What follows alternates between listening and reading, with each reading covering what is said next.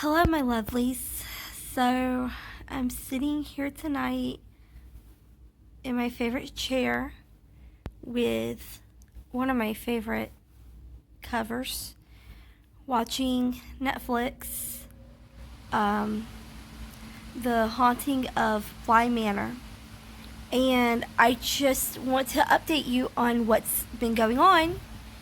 So, as many of you know, I had a consultation for my youngest son, Elijah, or as we call him, Eli, with the ENT at Children's in our area, and they set his surgery for January 13th. They're going to remove his tonsils and adenoids, and that was the final decision of the doctor. So we were happy with that, and the decision was that he was going to return to school and continue on until either Christmas break came or his next infection. And we were to document that because he's missed a lot of school. A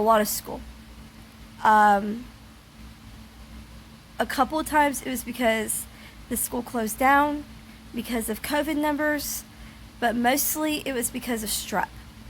We had reoccurring strep in our home. So anyway, he went back to school on Thursday, this past Thursday, and went Thursday and Friday. Everything went good. He got a good report back. We bought his school pictures. We're just waiting for them to come back in. Everything went good.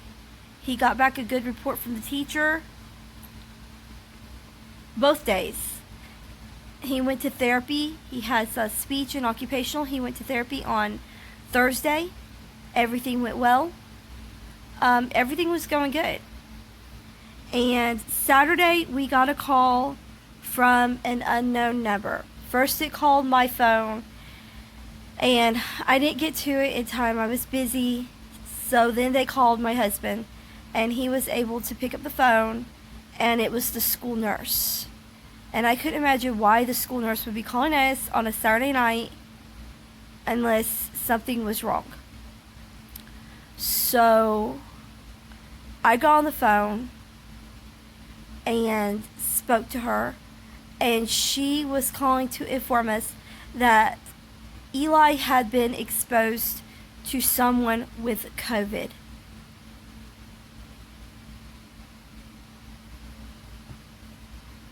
And cannot return back to school until December 21st. But by the time December 21st, they're going to be on winter break. So that means he can't return to school till after January. But now in January, on the 13th, he's going for a tonsillectomy, which means another 2 weeks out of school. I just don't understand at this point what these governors and stuff are thinking. What's going through their brain, and why they're not being more proactive at the schools to weed out students that are sick. Why are we still at the point that students are coming through the doors with COVID? Now, this had to be a preschooler because they're not supposed to be intermingling the classes. They're supposed to be sticky to their classroom, to their grade. So this had to be a preschooler who walked through these doors with COVID. How? Please, educate me. I'm open to being educated. How? Why? And the only thing they can tell us is, well, just switch over to Zoom and start doing the Zoom classes. Do you know how much a Zoom class means to my autistic son, who's 3 years old with level 2 autism? Nothing. They mean nothing to him. He doesn't even pay attention to electronic items. They mean nothing. He barely knows how to play with my phone. Usually he taps it a few times and throws it in the floor. That's why my case is broken. Right now he's at that stage where electronics don't mean anything to him. So trying to sit down and go, okay, 3-year-old with level 2 autism, Let's do Zoom meetings. I'm the one learning my ABCs and shapes. He could care less. He doesn't pay attention. Maybe 2 seconds and he's gone. So I don't need to relearn my colors and shapes. I need my child to be in school. I'm sorry if this comes off as insensitive, but after the year that I've had, I don't know. It's just one more nail in the coffin. It just seems like one more straw on the camel's back. It's just getting to be a little bit too much. And I could have him tested. He's been tested 3 times, but they always have something to come back. If I say I can have him tested, oh, the tests are not reliable.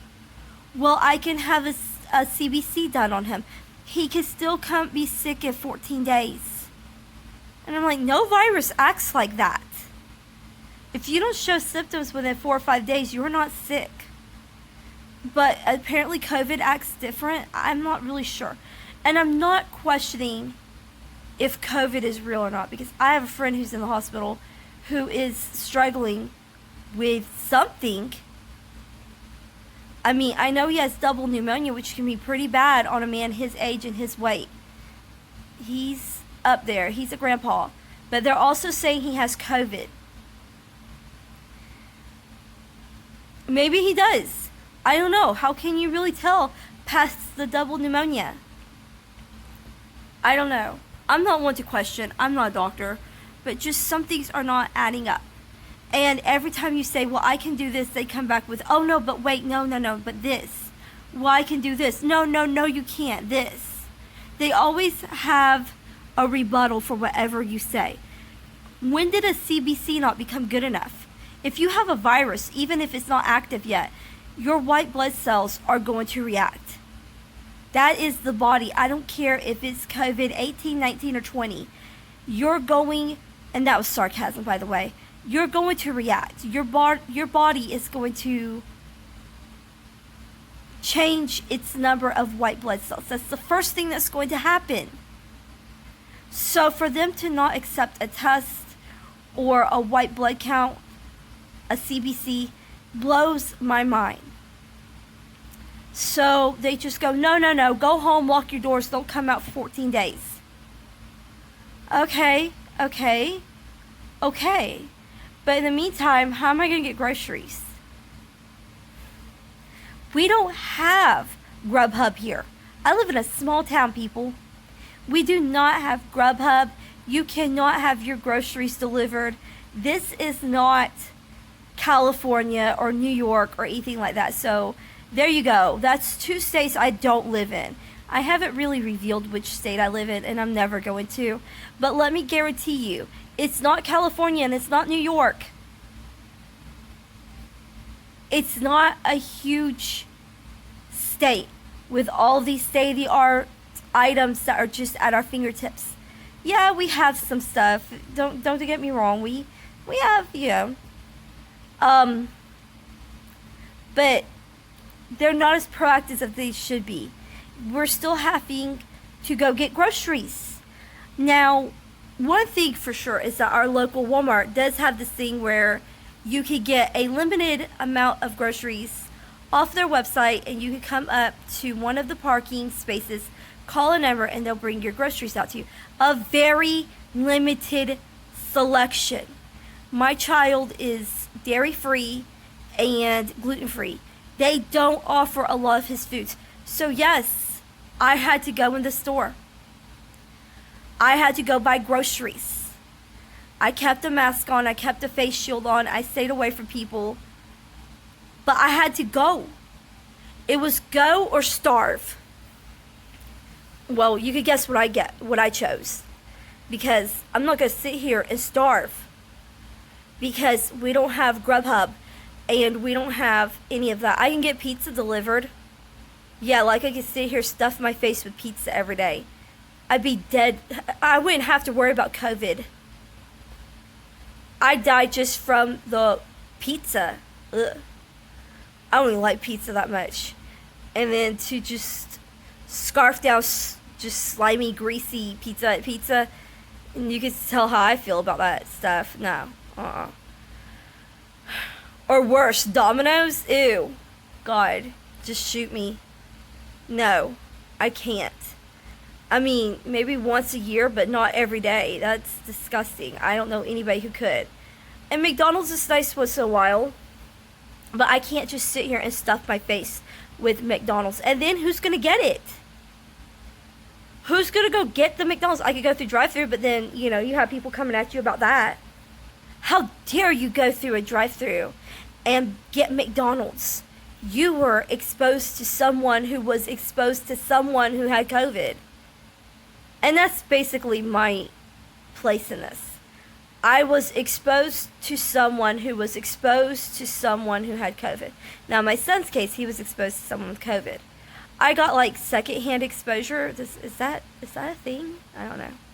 And this may come off as incredibly rude and incredibly hostile, and that's not the way I want it to come across. It's just incredibly exasperated because I have a family to support. I have a family to take care of. My husband still has to work. We can't just sit here and wait for what? For them to evict us? No, that's not going to happen. I've never been close to eviction. So no, that's not going to happen. I mean, then if that happens, DHR is going to come in and take my children, and they're not going to care that one of them was exposed to COVID. They'll come here, snatch them out of the house just because. That's the way they are in my state. And that's sad to say, because are we showing any symptoms? No. Everything's the same in my home. I still have post-nasal drip. That's never going to go away. I've had that before COVID was even cool. So, that's just something I've gotten used to. And again, that's sarcasm. COVID's not cool. So, don't come at me. Am I frustrated? Oh, God, yes. Yes. Because about the time we think that we're going to move in a forward direction, that we're getting a foot up on this thing, whammo, somebody comes and yanks the rug out from underneath our feet all over again. And there we go. We are back at platform 1 and having to start all over again. And here we are. It's frustrating, to say the least. So that's what's going on so far. That's what's got my frustration up again and my anxiety. About the time things are calming down and getting better, it's just like everything just goes to shit again. And I'm sorry if that seems crude, and I'm sorry if that seems rude, but it's the truth. Everything just goes to shit again. And we are stuck right back at square one. Except for now, we're at square one in quarantine. Yay. And like I said, limited resources makes it incredibly difficult to stay in quarantine when you have 3 children. You can't do it. And ours, our youngest son has, like I've said before, has level 2 autism. You all know this. I've said it 100 times. It makes everything incredibly difficult. We're just trying to survive. We're just trying to make do. We're just trying to keep our family alive in all this craziness that's going on. You can't get the truth from anybody. Nobody knows what's up from down or left from right. People are becoming incredibly cruel over the internet, making fun of each other, calling each other nasty names, and just being altogether cantankerous. I had a guy come onto my channel the other day because he made a comment on somebody else's channel and I disagreed. He come onto my channel and started berating me and bullying me and just basically being a troll. What he didn't know is that I had muted him already from the other channel. So when he came onto my channel and started just basically bullying me. Only I could see it. It just kept coming up on my notifications. And I had muted him from being on anything, where I could see, so he couldn't be shown up on my channel. But he did, because we disagreed. And I even said, let's just agree to disagree. And instead of agree to disagree, he brought his trolling ass onto my channel and started running his trolling mouth on my channel. But thankfully, I was the only one who could see what he was putting. And I tell you what, it was just disgusting to see what people are willing to lower themselves down to make themselves feel better, because somebody had the audacity to disagree with him.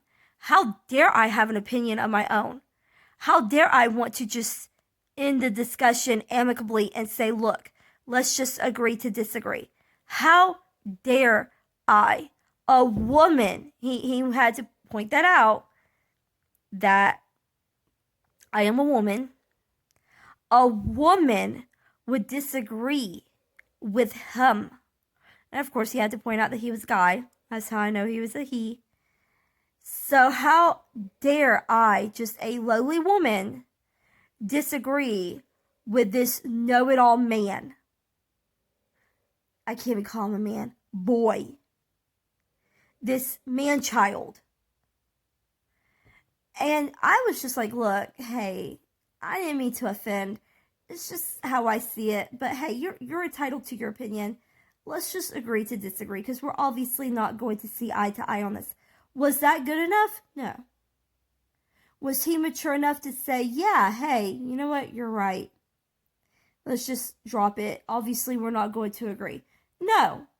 No. He had to troll my channel to make himself feel better and make what would I say? Insinuations, I guess. Controversial remarks. There we go. Had to come onto my channel and make controversial remarks about my face, my teeth, my eyes, my hair, my voice, the fact that I'm female, the fact that I am cheerful. I mean, he remarked about everything. So, and most of it was so off base that you could tell he was just a troll. I mean, it was obvious. He made it way too obvious and way too easy. But, like I said, I had already muted him, so it just drives me nuts how horrible people have become on YouTube. And forget Facebook. I won't even do Facebook anymore. Facebook is straight up toxic.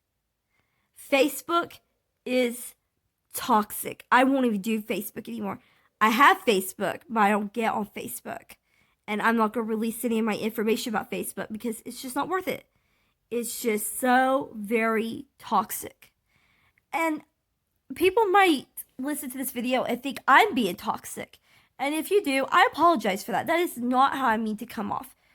Exasperated, irritated, worried, yes. But just being a troll, a toxic troll, is not something I'm trying to come off as to my viewers. And I know I have a couple new viewers, and I'm sorry if this is the first video you see after joining my channel, because you probably think, geez, somebody needs to take a chill pill. This is not how I usually am. Ask anybody who's been on my channel for very long and they'll tell you this is not usually how I am. So again, I apologize if this is alarming or upsetting in any way. It's not meant to be. It just, this is my chance to kind of rant, and I feel that I can trust my subscribers. You've all been awesome people, and I feel like I don't say that enough, how awesome everyone is. I try to give a shout out every now and then. I know I'm not as active on YouTube as most content creators are, and you could barely call my videos content. So, I'm just here, being me. So I just call him, like being me videos.